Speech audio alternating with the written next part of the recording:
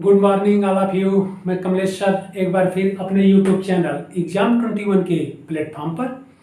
तो आइए इस भाग में हम लोग बौद्ध धर्म के बारे में अध्ययन करेंगे। जिस कार्य को हम लोग प्रारंभ किए हैं स्टडी को, उसको हम लोग आगे बढ़ाते हैं। तो इसमें हम लोग बौद्ध धर्म के बारे में अध्ययन करेंगे। और ध्यान रखना है हम लोगों को कि जैन धर्म, और इसके पहले हम लोग जैन धर्म पढ़े तो जैन धर्म भी नास्तिक धर्म के अंतर्गत आता है और बौद्ध धर्म भी नास्तिक धर्म के अंतर्गत आता है। तो जो कारण बौद्ध जैन धर्म के ओरिजिन के पीछे था, वही रीजन या वही कारण बौद्ध धर्म के ओरिजिन या उद्भव के पीछे था। अब यहाँ पर प्रश्न यह है कि बौद्ध धर्म के जो संस्थापक थे महात्मा गौतम बुद्ध, उन्होंने जैन धर्म को ही क्यों नहीं अपना लिया? क्यों? क्योंकि बौद्ध धर्म भी यानी महात्मा गौतम बुद्ध भी जो है वेदों की प्रामाणिकता को स्वीकार नहीं करते थे। ध्यान रखिएगा, सारे पॉइंट इंपॉर्टेंट है आपके एग्जाम के लिए। बौद्ध धर्म की वेद की प्रामाणिकता को स्वीकार नहीं करते थे। यज्ञवाद का ये भी विरोधी थे, बलि प्रथा का यह भी विरोधी थे। तो यह सब इन्होंने स्वीकार नहीं किया। ईश्वर में यह भी विश्वास नहीं करते थे। तो यहाँ पर प्रश्न यह है कि यही बात तो जैन धर्म में भी था। तो महात्मा गौतम बुद्ध ने फिर एक नया धर्म या नया विचार क्यों लाया? तो उसके पीछे यह कारण था। ध्यान रखिएगा, एक लाइन में मैं बता देता हूँ, ज़्यादा एक्सप्लेन करने की जरूरत नहीं है क्योंकि आप लोगों को टू दी पॉइंट में पढ़ा रहा हूँ। तो मेंस का क्लास नहीं है, मेंस का क्लास रहता है तो अच्छे से डिटेल में समझाया जाता है, एक्सप्लेन किया जाता है। लेकिन यहाँ समझ लीजिएगा, मूल कारण यह था कि जैन धर्म के नियम आप लोग समझ लेंगे, कोई दिक्कत नहीं।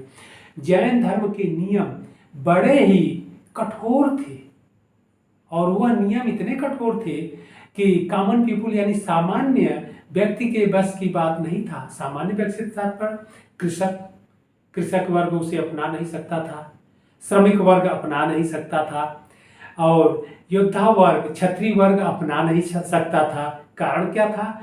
जैन धर्म में छोटे से छोटे जीव की भी हत्या नहीं होनी चाहिए, अहिंसा पर विशेष बल दिया गया था। इसीलिए ध्यान रखिएगा, आप लोग एग्जाम में हमेशा पूछता है कि जैन धर्म को स्वीकार करने वाला वर्ग कौन था? तो जैन धर्म को स्वीकार करने वाला एक ही वर्ग आप पाएंगे, व्यापारी वर्ग। व्यापारी वर्ग व्यापार करता है। व्यापार में जीवों की हत्या बहुत कम होती है या कम से कम होती है। जैन धर्म में यहाँ तक कहा गया कि आप चलिए तो नाक पर, यानी जो आजकल मास्क हुआ है, मास्क लगा के चलिए, ठीक है, और जल को भी छान करके ग्रहण करिए। तमाम इस तरह रास्ते में चलना हो तो आप पहले रास्ते को झाड़ू से साफ करेंगे तब चलेंगे, जिससे पैर के नीचे भी छोटे से छोटे जीव की मृत्यु न हो या हत्या न हो। तो इसलिए अहिंसा पर विशेष बल दिया गया था और जो समाज को, तात्कालिक समाज को ग्राह्य नहीं था, मतलब स्वीकार्य नहीं था, संभव नहीं था। इसीलिए महात्मा गौतम बुद्ध ने एक नए धर्म को लाया, एक नए विचार को लाया। और इस बौद्ध धर्म का आप पढ़ेंगे तो जो प्रिंसिपल है, सिद्धांत है, मध्यम प्रतिपदा, यानी बीच का मार्ग अपनाओ।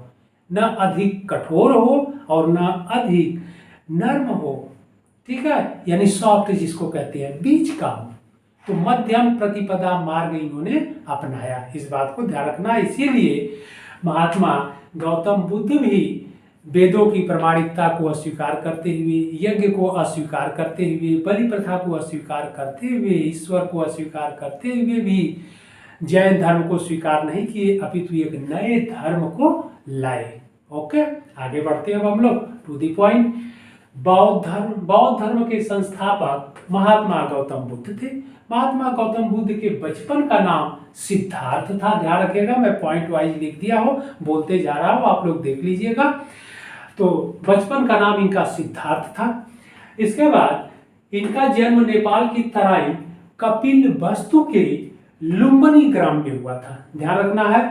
तो महात्मा गौतम बुद्ध के बचपन का नाम सिद्धार्थ था और इनका जन्म जो है नेपाल की तराई क्षेत्र में स्थित कपिलवस्तु के लुम्बिनी ग्राम में 563 ईसा पूर्व में हुआ था, ध्यान रखना है। और यहीं पर एक पॉइंट ये भी बता देते हैं कि इनकी मृत्यु 483 ईसा पूर्व में हो गई, वह भी मल्ल महाजनपद में। ओके, 80 वर्ष की अवस्था में इनकी मृत्यु हुई थी। तो आगे बढ़ते हम लोग, फिर आगे हम लोग चर्चा अभी डिस्कस कर लेंगे आगे मृत्यु के बारे में। तो आगे हम लोग बढ़ते हैं। इनके पिता का नाम शुद्धोधन था। शुद्धोधन शाक्य वंश के क्षत्रिय थे, जो आपसे एग्जाम में हमेशा पूछा जाता है, शाक्य वंश के क्षत्रिय थे। माता का नाम महामाया था, जो कोलीय वंश की थी, ध्यान रखना है। कई बार एग्जाम में पूछा जा चुका है, यूपी पीसीएस के एग्जाम में, आईएएस के एग्जाम में, उत्तर प्रदेश आरओ एआरओ के एग्जाम में बहुत इंपॉर्टेंट है आपके, चाहे टीजीटी पीजीटी, आपका जीआईसी, लेक्चरर, असिस्टेंट प्रोफेसर, सभी के लिए इंपॉर्टेंट है। टू दी पॉइंट मैं पढ़ा रहा हूँ, और अगर यहाँ से क्वेश्चन आएगा तो कोई आपसे गलत नहीं होगा, ये मेरी गारंटी है। तो माता का नाम महामाया था, कोलीय वंश की थी। इसके बाद इनकी मौसी थी प्रजापति गौतमी। तो प्रजापति गौतमी इनकी मौसी थी। अब आगे हम लोग बढ़ते हैं, टू दी पॉइंट। यहाँ तक तो हम लोग देख लिए, पिता, माता और मौसी। तो अगला पॉइंट हम लोग देखते हैं कि बचपन का नाम सिद्धार्थ है, और जब इनको ज्ञान की प्राप्ति हो जाएगी तब यह महात्मा गौतम बुद्ध होंगे। तो अभी हम लोग सिद्धार्थ के रूप में ही इनका वर्णन करते हैं या इनके बारे में अध्ययन करते हैं। तो 16 वर्ष की अवस्था में सिद्धार्थ का विवाह यशोधरा नामक कन्या के साथ हुआ, यानी इनकी पत्नी का नाम यशोधरा था। आगे बचपन का नाम सिद्धार्थ था, और इनको 20वें वर्ष यानी सिद्धार्थ को 20वें वर्ष एक पुत्र की प्राप्ति हुई, जिसका नाम राहुल था। ध्यान रखना, एक पुत्र की प्राप्ति होती है जिसका नाम राहुल था। इसके बाद इनका मन गृहस्थ आश्रम में नहीं लगता था। हालांकि यह राजा के बेटे थे, तब भी राजपाट में इनका मन नहीं लगता था। ओके, इनके पिता बहुत ही परेशान थे कि क्या किया जाए कि यह गृहस्थ आश्रम में, राजपाट में इस सिद्धार्थ का, अपने बेटे सिद्धार्थ का मन लगे, कार्य करे, राजपाट को देखे। लेकिन इनका विचार बहुत सात्विक था, और यह गृहस्थ आश्रम से बड़ा दूर होते जा रहे थे। तब फिर आगे हम लोग बढ़ते हैं। एक दिन यह अपने राज्य में निकले और देखे 4 दृश्य। 4 दृश्य क्या क्या देखे? नंबर 1, रुग्ण व्यक्ति। रुग्ण व्यक्ति से तात्पर्य है बीमार व्यक्ति। नंबर 2, वृद्ध व्यक्ति। नंबर 3, मृत व्यक्ति। और नंबर 4, परिव्राजक। तो यहाँ पर रुग्ण व्यक्ति को देखे, यानी बीमार व्यक्ति को, वह भी करा रहा था, दुख से बहुत पीड़ा उसको हो रही थी। यह भी देख करके देखे कि बहुत ही दुखी व्यक्ति है। इसके बाद दूसरा व्यक्ति, वृद्ध व्यक्ति देखे, वह भी असहाय था और उसके भी दुख को देखे। इसके बाद तीसरा व्यक्ति, मृत व्यक्ति को देखे तो उसके परिजन, उसके सहपाठी सभी लोग विलाप कर रहे थे। जब यह 3 दृश्य इन्होंने देखा तो इनको लगा कि संसार में दुख ही दुख है। इन 3 दृश्य से इस निष्कर्ष पर पहुंच गए कि संसार में दुख ही दुख है। और फिर आगे बढ़ते हैं तो फिर क्या देखते हैं? एक परिव्राजक को, ध्यान रखना है, परिव्राजक मीन्स भिक्षु अथवा सन्यासी, ठीक है। एक सन्यासी को देखते हैं और वह एक वृक्ष के नीचे उसके जड़ पर सर करके लेटा हुआ था, और वह बहुत ही प्रसन्न मुद्रा में व्यक्ति था और भजन कर रहा था। तो इन्होंने, महात्मा गौतम बुद्ध ने इस परिव्राजक को देखा और प्रसन्न मुद्रा में, तब उन्होंने अपने सारथी से पूछा कि यह है कौन? तो सारथी ने बताया कि राजन, यह सन्यासी है। तो उन्होंने बोला कि इसके पास कुछ भी नहीं है, फिर भी इतना प्रसन्नचित है, हैप्पीनेस है, प्रसन्नचित अवस्था में है। तब उन्होंने फिर वापस आए राजमहल, और इसके बाद गृह त्याग का मन बना लिए। और फिर एक दिन सिद्धार्थ, अभी महात्मा गौतम बुद्ध नहीं हुए, सिद्धार्थ ने एक दिन गृह त्याग कर लिया। तो आइए इन पॉइंट को भी देख लीजिए। तो 29 वर्ष की उम्र में सिद्धार्थ ने गृह त्याग किया, और गृह त्याग करने के पश्चात 6 वर्ष तक उन्होंने तपस्या किया और 6 वर्ष तक तपस्या करने के पश्चात उन्हें ज्ञान की प्राप्ति हुई। तो ज्ञान की प्राप्ति के लिए गृह त्याग के बाद और ज्ञान प्राप्ति के बीच का जो पीरियड है उसको हम लोग डिस्कस थोड़ा कर लेते हैं। यहाँ से भी क्वेश्चन आपके पूछे जाते हैं। तो महात्मा जो सिद्धार्थ थे, सिद्धार्थ 29 वर्ष की अवस्था में गृह त्याग किए। तो सबसे पहले यह वैशाली पहुंचते हैं और अलार कलाम के आश्रम में पहुंचते हैं। वहां पर कुछ दिन तक रुकते हैं और ज्ञान प्राप्ति के लिए वहां पर साधना करते हैं, यानी मेडिटेशन ध्यान मुद्रा में बैठते हैं, रहते हैं। लेकिन वहां अलार कलाम के यहाँ महात्मा गौतम बुद्ध को कोई लाभ नहीं प्राप्त हुआ, कोई लाभ नहीं मिला।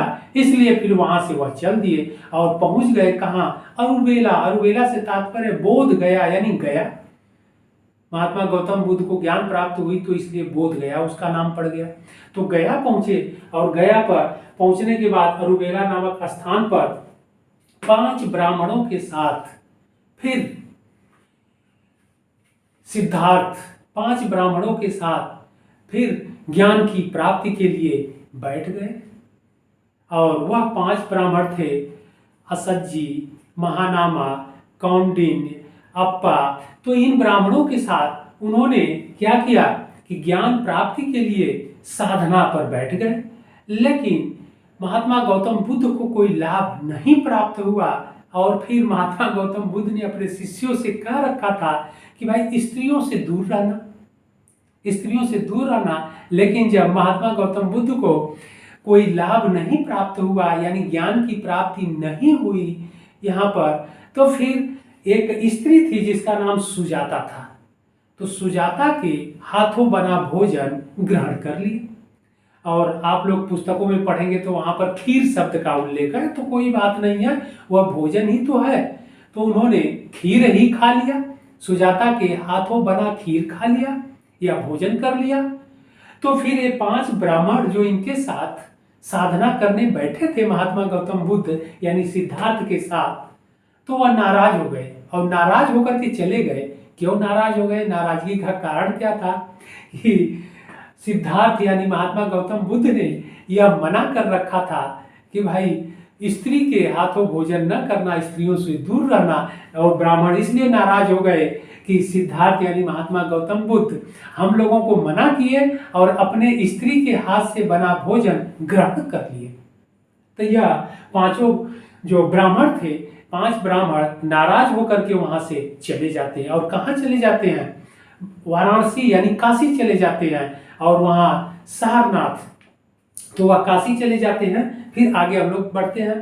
तो इसके पश्चात फिर महात्मा गौतम बुद्ध ज्ञान की प्राप्ति के लिए फिर वहीं साधना यानी ध्यान लगाते हैं। और ध्यान लगाते हैं तो कहाँ पर? वही अरुवेला, निरंजना नदी के किनारे और पीपल के वृक्ष के नीचे बैठते हैं, फिर ध्यान लगाते हैं। इस बार उन्हें ज्ञान की प्राप्ति हो गई। तो ज्ञान की प्राप्ति कहाँ हुई? आपसे एग्जाम में पूछता है, ध्यान रखिएगा, टू दी पॉइंट ही हम चल रहे हैं, बहुत अधिक आप लोगों को लेकर के इधर उधर नहीं समझा रहे हैं। नहीं तो हालांकि क्लास में मैं पढ़ाता हूँ तो 2 दिन लगता है बौद्ध धर्म पढ़ाने में, ध्यान रखना है। यहाँ तो बहुत कम समय में आप लोगों को, तो यहाँ पर ध्यान रखना है कि महात्मा गौतम बुद्ध को ज्ञान की प्राप्ति कहाँ होती है? निरंजना नदी के किनारे अरुवेला नामक स्थान पर और पीपल के वृक्ष के नीचे बैठ करके ध्यान लगाते हैं और वहीं पर ज्ञान की प्राप्ति हो जाती है। आगे चलते हैं हम लोग अगला पॉइंट। ज्ञान की प्राप्ति के पश्चात महात्मा गौतम बुद्ध कहाँ गए? सारनाथ गए। ध्यान रखना है, सारनाथ गए और सारनाथ में प्रथम उपदेश दिए अपना। सारनाथ में इन्होंने प्रथम उपदेश दिया और इस प्रथम उपदेश को बौद्ध धर्म में धर्म चक्र प्रवर्तन कहा गया। इस बात को ध्यान रखिएगा, बहुत इंपॉर्टेंट है, सभी एग्जामों में पूछा जाता है, पूछा गया है और आगे पूछा जाएगा। ध्यान रखना है आप लोगों को कि धर्म चक्र प्रवर्तन। और सारनाथ में अपना पहला उपदेश दिए, यानी कौन सा उपदेश? जिसको कहते हैं बौद्ध धर्म का उपदेश। और उन्हीं 5 ब्राह्मणों को, जो 5 ब्राह्मण नाराज होकर के अरुवेला से यानी बोध गया से चले आए थे, उन्हीं 5 ब्राह्मणों को सर्वप्रथम महात्मा गौतम बुद्ध उपदेश देते हैं। अब ज्ञान की प्राप्ति के पश्चात महात्मा सिद्धार्थ जो हैं अब महात्मा गौतम बुद्ध हो गए। अब यहाँ से महात्मा गौतम बुद्ध के रूप में इनकी विख्याति बढ़ने लगी या ख्याति बढ़ने लगी। आगे हम लोग देखते हैं उन्हीं 5 ब्राह्मणों को सारनाथ में इन्होंने क्या किया, सबसे पहले उपदेश दिया। इसके पश्चात काशी के यश नामक व्यापारी को उन्होंने उपदेश दिया, यानी अपना शिष्य बनाया या बौद्ध धर्म में दीक्षित किए। तो 5 सारनाथ में, 5th ब्राह्मण यानी 5 ब्राह्मण प्लस यश व्यापारी और इसके अलावा 60 सन्यासियों को उपदेश दिए और बौद्ध धर्म में दीक्षित किए। इस प्रकार अब यहीं से बौद्ध धर्म का विकास तेजी से होने लगा। ध्यान रखना है। आगे हम लोग चलते हैं। बौद्ध धर्म का मूल आधार, अब महात्मा गौतम बुद्ध ने क्या कहा, आधार क्या बनाया, बेस क्या, कि बौद्ध धर्म का मूल आधार इन्होंने 4 आर्य सत्य बताया। महात्मा गौतम बुद्ध ने कहा कि बौद्ध धर्म का मूल आधार 4 आर्य सत्य है। उन्होंने कहा कि 4 आर्य सत्य है और 4 आर्य सत्य क्या है, बोले हैं कि दुख, यानी संसार दुखमय है। ध्यान रखना है। फर्स्ट बोले कि संसार दुखमय है। अगला दूसरा क्या कर रहे हैं ये 4 आर्य सत्य में, सेकंड क्या कर रहे हैं, दुख समुदय, तो संसार में दुख है तो दुख का कोई न कोई रीजन है, कारण है। नंबर 3 है कि अगर दुख है तो ठीक है, उसका फिर निरोध भी है, ठीक है, उसका रोक भी है। फिर रोक के लिए क्या करते हैं, समापन के लिए क्या करते हैं कि दुख निरोध गामिनी, यानी उस दुख के समापन के लिए इन्होंने मार्ग बताया। और मार्ग क्या बताया, उस मार्ग को क्या कहते हैं, दुख निरोध गामिनी प्रतिपदा, यानी दुख के समापन के लिए जो दुख है, दुख का कारण है तो दुख का निरोध भी है और दुख के समापन के लिए उसका मार्ग भी है। तो मार्ग क्या इन्होंने बताया, अष्टांगिक मार्ग। ध्यान रखना है, अष्टांगिक मार्ग। तो 4 आर्य सत्य क्या क्या है, ध्यान रखिएगा, एग्जाम में पूछ देता है। नंबर 1 दुख, यानी संसार दुखमय है। नंबर 2 दुख समुदय, समुदय मीन्स रीजन होता है, कारण होता है, दुख का कारण है। तो फिर थर्ड यानी नंबर 3 दुख निरोध, तो दुख का रोक भी है, रोक है। तो नंबर 4 दुख निरोध गामिनी प्रतिपदा, तो इसका एक मार्ग है, यानी दुख निरोध का रोक के लिए निरोध गामिनी प्रतिपदा, उसके लिए एक मार्ग भी बताया उन्होंने। मार्ग क्या बताया, अष्टांगिक मार्ग। उन्होंने इस दुख के समाप्ति के लिए जो मार्ग बताया उसे अष्टांगिक मार्ग कहते हैं। अष्टांगिक मार्ग क्या है उसको हम लोग देख लेते हैं। तो अष्टांगिक मार्ग में नंबर 1 है सम्यक दृष्टि, नंबर 1 है। नंबर 2 है सम्यक संकल्प, नंबर 3 है सम्यक वाक, नंबर 4 है सम्यक कर्मांत, अगला है सम्यक आजीव, अगला है सम्यक व्यायाम, अगला है सम्यक स्मृति और लास्ट 8वां है सम्यक समाधि। तो इन्होंने अष्टांगिक मार्ग बताया जिनकी संख्या 8 है। सम्यक दृष्टि, वाक, कर्मांत, आजीव, व्यायाम, स्मृति और समाधि। ध्यान रखिएगा, एग्जाम में पूछा जाता है आपसे। अब आगे हम लोग देख लेते हैं कि इन्होंने दुख के समापन के लिए यह अष्टांगिक मार्ग बताया, यह आपसे एग्जाम में पूछा जाता है। आगे हम लोग देख लेते हैं कि बौद्ध धर्म में भी महात्मा गौतम बुद्ध ने त्रिरत्न को बताया। त्रिरत्न क्या है, त्रिरत्न में नंबर 1 बुद्ध, दूसरा संघ, तीसरा धम्म। इसको हम एक्सप्लेन कर देते हैं। इसका नंबर 1 जो बुद्ध है, बुद्ध शरणम गच्छामि, यानी बुद्ध की शरण में आओ। नंबर 2 है संघ, संघ शरणम गच्छामि, संघ की शरण में आओ। और थर्ड है धम्म, धम्म शरणम गच्छामि, यानी धर्म की शरण में आओ, यानी धर्म को स्वीकार करो। तब यहाँ पर क्या था, आगे यह बढ़ते हैं हम लोग। तो फिर इन्होंने बौद्ध धर्म में भिक्षुओं के लिए के प्रवेश के लिए कुछ नियम भी बनाए थे। नियम क्या बनाए थे, तो नियम यह बनाए थे कि स्त्रियों का प्रवेश वर्जित इन्होंने किया था। इसके बाद थिप यानी चोर का प्रवेश वर्जित था और असाध्य रोग से पीड़ित व्यक्तियों का प्रवेश वर्जित था। ध्यान रखना है आप लोगों को। कोई दास है तो उसका भी प्रवेश वर्जित था। दास को स्वीकृति तभी मिलती थी जब वह दासता से मुक्त हो जाता था। कोई व्यक्ति ऋणी है तो उसका भी प्रवेश वर्जित था बौद्ध धर्म में, जब तक कि वह ऋण से मुक्त न हो जाए। ओके, तो यह है विधान। अब आगे हम लोग चलते हैं, सिद्धांत के पहले 2-3 बातें और हम लोग देख लेते हैं। लेकिन प्रश्न यह है कि महात्मा बौद्ध धर्म में स्त्रियों का भी प्रवेश हुआ, और बौद्ध धर्म में प्रवेश होने वाली पहली स्त्री जो थी वह थी इनकी मौसी प्रजापति गौतमी। और प्रजापति गौतमी को इन्होंने क्या किया कि बौद्ध संघ में प्रवेश कराया। लेकिन प्रवेश कैसे कराया? इसलिए कि महात्मा गौतम बुद्ध की माता का, महात्मा गौतम बुद्ध का जब जन्म हुआ तो इनकी माता महामाया जो थी कोली वंश की 7वें दिन उनकी मृत्यु हो जाती है। तो इसके बाद महात्मा गौतम बुद्ध का लालन पालन इनकी मौसी प्रजापति गौतमी ने किया था, और प्रजापति गौतमी ने किया था। लेकिन प्रजापति गौतमी जब बौद्ध संघ में प्रवेश की अनुमति इस महात्मा गौतम बुद्ध से मांगी तो महात्मा गौतम बुद्ध ने इनकार कर दिया।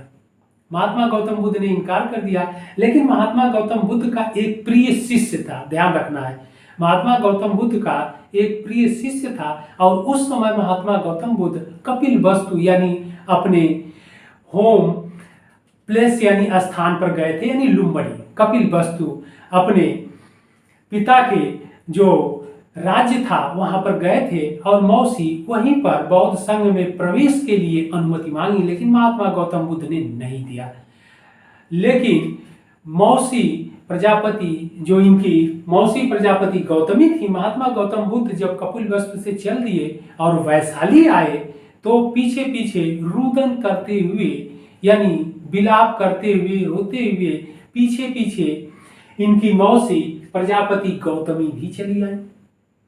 तब इसके बाद वैशाली में, ध्यान रखना है, वैशाली नामक स्थान पर महात्मा गौतम बुद्ध द्वारा आनंद के कहने पर, महात्मा गौतम बुद्ध का प्रिय शिष्य आनंद था, बहुत एग्जाम में आ चुका है कई बार। आनंद के कहने पर महात्मा गौतम बुद्ध ने अपनी मौसी प्रजापति गौतमी को बौद्ध संघ में प्रवेश की अनुमति दी। इस प्रकार बौद्ध संघ में प्रवेश होने वाली यह पहली महिला अथवा स्त्री थी, ध्यान रखना है, यानी पहली बौद्ध संघ की भिक्षुणी थी। इसके बाद वैशाली में जब प्रजापति गौतमी बौद्ध संघ में प्रवेश हो गई तो वैशाली नगर की जो नगर बधू थी यानी गणिका आम्रपाली, आप लोग जानते होंगे एग्जाम में कई बार पूछा है, आम्रपाली भी महात्मा गौतम बुद्ध के पास आई और बोली कि भगवान अब हमें भी बौद्ध संघ में प्रवेश की अनुमति दीजिए। अब महात्मा गौतम बुद्ध घबरा गए कि ये क्या हो गया। तो फिर महात्मा गौतम बुद्ध अब इनकार भी नहीं कर पा रहे थे। क्यों? क्योंकि उधर मौसी को प्रवेश करा चुके थे, यानी स्त्रियों का बौद्ध संघ में प्रवेश के लिए हामी भर चुके थे, यानी उनका भी अब बौद्ध भिक्षुणी या बौद्ध संघ में प्रवेश होने लगा। तब महात्मा गौतम बुद्ध इनकार नहीं कर पाए, लेकिन आम्रपाली से यह अवश्य कहे कि भाई बौद्ध संघ में अगर आप प्रवेश होंगी, आपको प्रवेश कराया जाएगा, तो आपको जो अपना पेशा है उसको छोड़ना पड़ेगा। और आम्रपाली जो गणिका थी, गणिका आप लोग जानते ही होंगे, जो गणिका थी वह अपना पेशा छोड़ दी और फिर बौद्ध संघ में प्रवेश हो गई और अपना सारी कमाई जो उसने अपना धन इकट्ठा किया था, सारा धन बौद्ध संघ में दे दिया।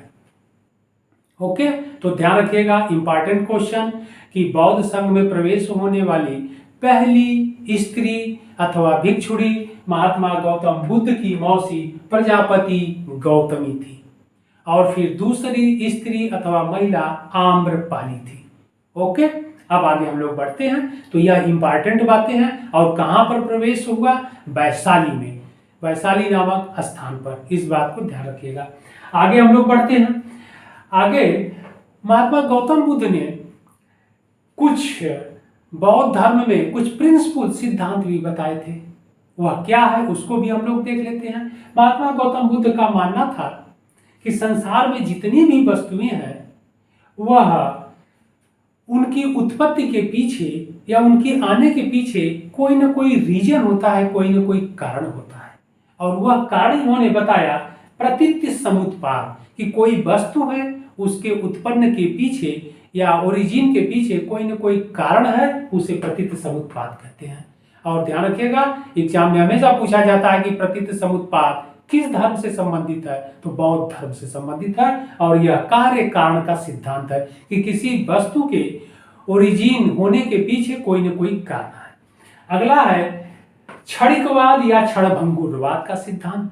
क्षणिकवाद या क्षणभंगुरवाद का सिद्धांत क्या है? महात्मा गौतम बुद्ध ने कहा कि संसार की वस्तुएं यानी जगत की वस्तुएं सब क्षणिक है, अस्थायित्व नहीं है, अस्थायित्व किसी में है ही नहीं है। इसलिए इसके पीछे उन्होंने एग्जाम्पल भी दिया कि सब क्षणिक है, इसीलिए इन्होंने इसे क्षणभंगुरवाद भी कहा जाता है कि क्षणभंगुरवाद का इन्होंने सिद्धांत दिया और एग्जाम्पल भी बताया। क्या बताया? 2 एग्जाम्पल इन्होंने बताया है। एक आप देखते होंगे जल में जो लहरें उठती हैं, तो इन्होंने कहा कि जो लहर उठती है किनारे की तरफ आती है, तो एक लहर ही किनारे तक नहीं आती है, एक लहर उत्पन्न होती है, ओरिजिन होता है, और फिर ऊपर उठती है और फिर नीचे समाप्त हो जाती है। फिर उस लहर का स्थान दूसरी लेती है और वह ऊपर उठती है, फिर नीचे चली जाती है, समाप्त हो जाती है। मतलब क्षणिक है। लेकिन हमें अज्ञानता के कारण या दृष्टि साइंस के टर्मोलॉजी के अकॉर्डिंग दृष्टि दोष के कारण हमें कंटिन्यूटी दिखाई देती है, तारतम्यता जिसको कहते हैं, कि वही लहर उत्पन्न होती है और किनारे तक आती है। एक और एग्जाम्पल इन्होंने बताया जलते हुए दीपक का। बोले कि हमको दीपक जलता हुआ कंटिन्यूटी, जो ज्वाला है उसमें कंटिन्यूटी दिखाई देती है, लेकिन एक ज्वाला एक बार उठती है और वह समाप्त हो जाती है। यह भी बात सही है। तो इन्होंने कहा इस प्रकार दुनिया का यानी जगत की कोई भी वस्तु अस्थायित्व नहीं है, सब क्षणिक है। इस बात को ध्यान रखना, इसीलिए इसे क्षणिकवाद अथवा क्षणभंगुरवाद कहते हैं। अगला पॉइंट है अनात्मवाद का सिद्धांत इन्होंने दिया। अनात्मवाद क्या है? अनात्मवाद से मतलब है आत्मा को न मानना। महात्मा गौतम बुद्ध ने आत्मा को भी नहीं माना।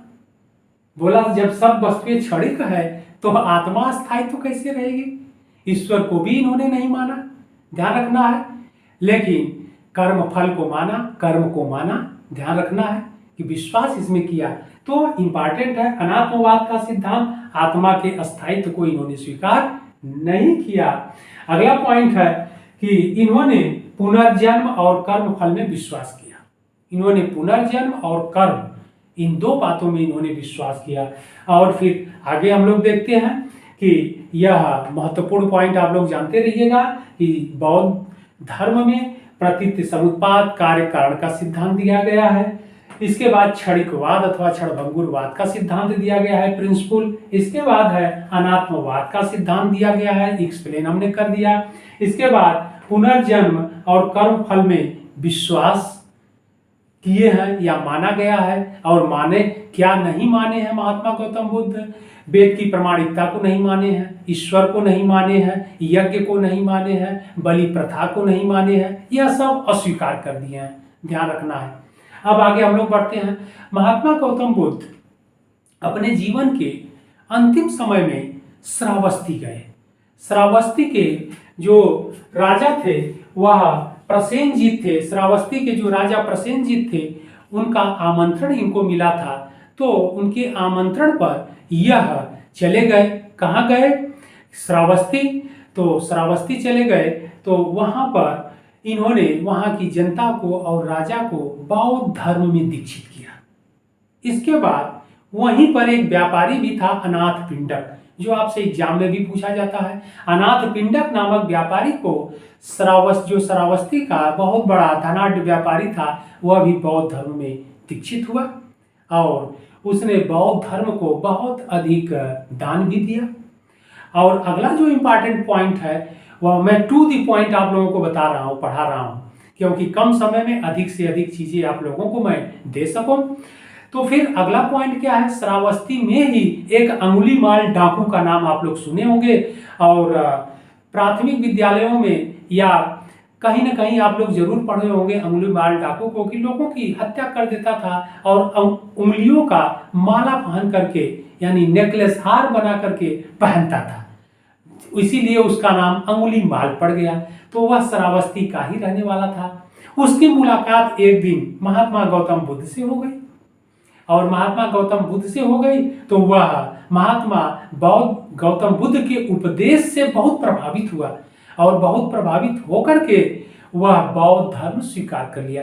लेकिन महात्मा गौतम बुद्ध का एक शर्त थी, कंडीशन था। महात्मा गौतम बुद्ध ने जो डाकू, चोर इत्यादि का प्रवेश वर्जित कर रखा था। तो महात्मा गौतम बुद्ध ने यह शर्त रखी कि भाई अगर बौद्ध धर्म में हम प्रवेश तभी कराएंगे जब आप यह अपना लूट मार का करने का जो कार्य है उसको आप छोड़ देंगे।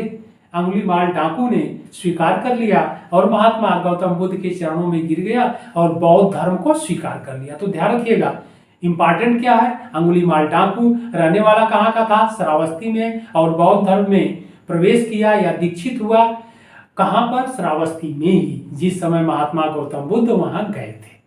इसके बाद महात्मा गौतम बुद्ध श्रावस्ती में ही थे तो मल्ल महाजनपद का ध्यान रखना है, जो कुशीनगर में पड़ता है या कुशीनारा, अब कुशीनगर डिस्ट्रिक्ट बन गया है, उत्तर प्रदेश राज्य में स्थित है, गोरखपुर जिले के पास। गोरखपुर और देवरिया का ये जो काट करके इसको नए डिस्ट्रिक्ट के रूप में बना दिया गया है, पर्यटक स्थल के रूप में उसे विकसित किया जा रहा है। तो उसी कुशीनारा या कुशीनगर का रहने वाला, या कुशीनगर उस समय मल्ल महाजनपद में पड़ता था, तो वहां का एक चुंग लुहार था, ध्यान रखना है, चुंग लुहार था। और चुंग लुहार ने महात्मा गौतम बुद्ध को श्रावस्ती में बुलावा पत्र भेजा, जिसको आमंत्रण पत्र कहते हैं, बुलावा पत्र भेजा और अपने जगह अपने यानी मल्ल महाजनपद में आने के लिए रिक्वेस्ट किया, प्रार्थना किया।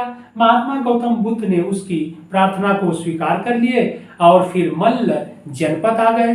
और फिर मल्ल जनपद आ गए तो चुंग लुहार ने महात्मा गौतम बुद्ध की सेवा किया, क्योंकि कोई भी गेस्ट आता है किसी के यहाँ या कोई बुलाता है तो उसका सेवा और उसका सम्मान इत्यादि तो करता ही है, जिसको आप स्वागत कहते हैं। तो महात्मा गौतम बुद्ध का भी स्वागत चुंग लुहार ने किया। लेकिन आप पुस्तकों में पढ़ेंगे कि चुंग लुहार ने महात्मा गौतम बुद्ध को सुकर मांस यानी सुअर का मांस खिला दिया, जो गलत बात है, क्योंकि महात्मा गौतम बुद्ध शाकाहारी थे। तो किसी भी व्यक्ति को आप किसी भी गेस्ट को अपने यहाँ बुलाएंगे तो उसे जो वह खाता नहीं है वह चीज तो नहीं खिलाएंगे, और वह भी मांसाहार। तो यह बात गलत है। लेकिन उसे कहा क्या जाता है, सुकर माधव शब्द लिखा है। सुकर माधव से तात्पर्य है मशरूम, ध्यान रखिएगा आप लोग, सुअर का मांस नहीं, सुकर का मांस नहीं, तो मशरूम। सुकर माधव यानी जहाँ नाइट्रोजन की अधिकता होती है या सुअर इत्यादि रहती हैं वहां पर इसकी उत्पत्ति होती है मशरूम की, तो इसलिए उसे सुकर माधव भी कहा जाता है। तो उसकी सब्जी अवश्य खिलाए। लेकिन महात्मा गौतम बुद्ध वहां पर रुकने के दौरान जब भोजन किए तो उनके उदर में यानी पेट में पीड़ा शुरू हो गई, और फिर इसके बाद उसी जगह यानी मल्ल महाजनपद में ही कुशीनारा में उनकी मृत्यु हो जाती है। और मृत्यु को बौद्ध धर्म में महापरिनिर्वाण बताया गया है। आप लोग ध्यान रखिएगा कि महात्मा गौतम बुद्ध को कुशीनारा में या मल्ल महाजनपद में ही रहते हुए, ठीक है, महापरिनिर्वाण की प्राप्ति हो गई। और महात्मा गौतम बुद्ध के मृत्यु के पश्चात बौद्ध धर्म को आगे बढ़ाने के लिए संगीत का आयोजन किया गया, काउंसिल या जिसको महासभा कहते हैं। तो आइए इन काउंसिल या महासभा को हम लोग देख लेते हैं। बौद्ध धर्म की संगीतियां, तो इसको हम लोग देख लेते हैं। महात्मा गौतम बुद्ध की मृत्यु के पश्चात अब बौद्ध धर्म महात्मा गौतम बुद्ध द्वारा दिए गए उपदेश, दिए गए बताए गए नियम, बौद्ध धर्म के बताए गए प्रिंसिपल यानी सिद्धांत को आगे बढ़ाने के लिए उनके अनुयायियों द्वारा क्या किया गया, संगीति बुलाई गई यानी महासभा, जिसको काउंसिल कहते हैं। तो इसको हम लोग देख लेते हैं कहाँ कहाँ हुआ। तो फिर फर्स्ट यानी 483 ईसा पूर्व में जिस समय महात्मा गौतम बुद्ध की मृत्यु हुई उसके पश्चात ही प्रथम बौद्ध संगीति बुलाई गई और प्रथम बौद्ध संगीति कहाँ बुलाई गई? राजगृह में बुलाई गई। राजगृह में सप्तपर्णी गुफा में हुआ। और फिर अध्यक्षता किसने किया? महाकश्यप ने किया। इसके बाद शासक कौन था? अजातशत्रु। यह आपसे एग्जाम में पूछा जाता है। अगला है, इसमें फिर क्या हुआ? इस प्रथम बौद्ध संगीत में क्या हुआ? इस प्रथम काउंसिल में क्या हुआ कि सुत्त पिटक और विनय पिटक का संकलन किया गया। ठीक है, जो बौद्ध धर्म के जो इपिक थे, महाकाव्य थे, सुत्त पिटक और विनय पिटक का संकलन किया गया। अगला है नंबर 2, यानी दूसरी बौद्ध संगीति का आयोजन 383 ईसा पूर्व यानी 100 वर्ष के पश्चात किया गया। फर्स्ट 483 ईसा पूर्व, सेकेंड 383 ईसा पूर्व यानी बीसी में। स्थान है वैशाली, ध्यान रखना है। और इसकी अध्यक्षता कौन किए? सर्वकामी द्वारा किया गया। और शासक कौन था? कालाशोक था। ठीक, ओके, इंपॉर्टेंट है एग्जाम के लिए, ध्यान रखिएगा आप लोग। इसके बाद थर्ड यानी तीसरी काउंसिल 251 बीसी में यानी ईसा पूर्व में हुई। कहां पर? स्थान है पाटलिपुत्र। और अध्यक्षता किसने किया? मोगालीपुतिस्त ने किया। इसके बाद शासक कौन था? मौर्य शासक सम्राट अशोक था। इस बात को ध्यान रखिएगा। और इस तीसरी काउंसिल में यानी तीसरी बौद्ध संगीत में अभिधम्म पिटक का संकलन किया गया। और जबकि फर्स्ट में सुत्त पिटक और विनय पिटक का संकलन किया गया। और थर्ड में पाटलिपुत्र में जो हुआ अभिधम्म पिटक का संकलन किया गया, ध्यान रखना है। और अशोक ने इसमें क्या किया? अशोक के प्रयासों से इस तीसरी बौद्ध संगीति में जो बौद्ध धर्म में परिवर्तनवादी विचार उठ रहे थे उनको दबा दिया गया। और महात्मा गौतम बुद्ध द्वारा बताए गए सिद्धांत, बताए गए नियम को ही अपनाने पर विशेष बल दिया गया, ध्यान रखना है, बहुत इंपॉर्टेंट। अगला पॉइंट है, हम लोग देखते हैं चौथी बौद्ध संगीति यानी फोर्थ। चौथी बौद्ध संगीति कब हुई? प्रथम शताब्दी में हुई। प्रथम शताब्दी में हुई। कहाँ हुई? कश्मीर के कुंडल वन में होती है। एग्जाम में हमेशा पूछा जाता है, कुंडल वन में होती है। अध्यक्षता किसने किया? वसुमित्र ने किया। इसके बाद शासक कौन था? कनिष्क, ध्यान रखना है, शासक कनिष्क था। कनिष्क के समय में चौथी बौद्ध संगीति का आयोजन होता है, बहुत इंपॉर्टेंट है, हमेशा पूछा जाता है। और इस चौथी बौद्ध संगीति में बौद्ध धर्म 2 भागों में विभाजित हो गया। नंबर 1 हीनयान, नंबर 2 महायान, ध्यान रखिएगा, बहुत इंपॉर्टेंट है, हमेशा एग्जाम में पूछा जाता है कि बौद्ध धर्म विभाजन कब हुआ, किस शासक के समय में या किस बौद्ध संगीत में? तो फोर्थ बौद्ध संगीत में जो प्रथम शताब्दी में हुई, कश्मीर में हुई, कुंडल वन में हुई। और अध्यक्षता वसुमित्र ने किया, शासक कनिष्क था। इसी में हीनयान और महायान बौद्ध धर्म 2 भागों में विभाजित हो गया। हीनयान से तात्पर्य है अपरिवर्तनवादी। अपरिवर्तनवादी से तात्पर्य है महात्मा गौतम बुद्ध द्वारा बताए गए प्रिंसिपल यानी सिद्धांत और नियम पर ही चलना। और जबकि महायान क्या था? महायानी लोग क्या थे? परिवर्तनवादी थे। यह महात्मा गौतम बुद्ध के नियमों और सिद्धांतों प्रिंसिपल में समय के साथ साथ परिवर्तन करने के पक्षधर थे। और यह लोग महायान शाखा के लोग महात्मा गौतम बुद्ध को अब ईश्वरीय रूप प्रदान करना चाहते थे या ईश्वर मान करके उनकी पूजा करते थे। तो यही है बौद्ध धर्म से संबंधित सारे तथ्य। आप लोगों को हालांकि मैं बहुत ही शॉर्ट में और टू दी पॉइंट समझाया है। मुझे यह विश्वास है कि आप लोगों को बहुत अच्छे से समझ में आ गया होगा। और कोई अगर आप लोगों को प्रॉब्लम होगी तो आप लोग इस नंबर पर हमसे संपर्क कर सकते हैं या मैसेज भी सेंड कर सकते हैं, दे सकते हैं। नंबर है 76180253 और 04। और आप लोग हमारे चैनल एग्जाम 21 को सब्सक्राइब अवश्य कर लीजिएगा, जिससे कि सारे वीडियो का नोटिफिकेशन तत्काल आपको मिल जाए, कोई वीडियो मिस ना हो। अगर कोई मिस होता है तो आप लोग हमें सूचित करिएगा, आप लोगों को वह वीडियो उपलब्ध करा दिया जाएगा। तो फिर हम लोग अगले भाग में मिलते हैं। धन्यवाद।